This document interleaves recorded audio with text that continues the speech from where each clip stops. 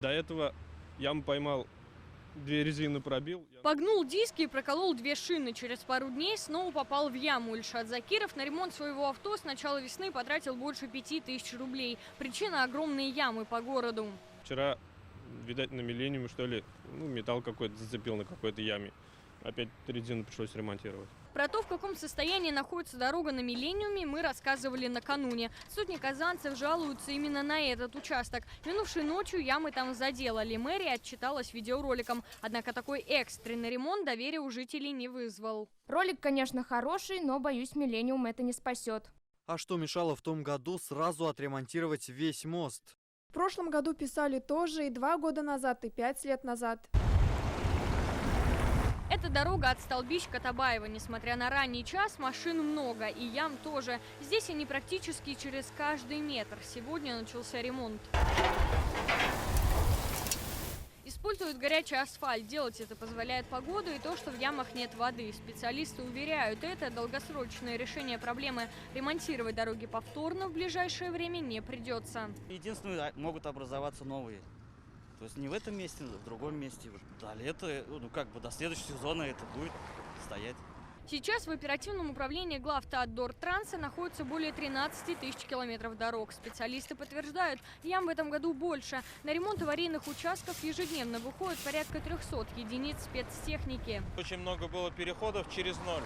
Это отрицательно воздействует на состояние дорожного покрытия. То есть происходит разрушение очень много. И получается, и было очень раза 3-4, наверное, ледяных дождей. Они появляются чаще и, наверное, так скажем, больше. На состояние дорог жалуются Раису Республики. Казанцы пишут о проблемах в Авиастроительном и Советском районах. С начала года в народный контроль поступило порядка 500 жалоб на состояние дорог. В топе Альметьевск, Набережные Челны, Пестричинский, Тукаевский и Верхнеуслонский районы.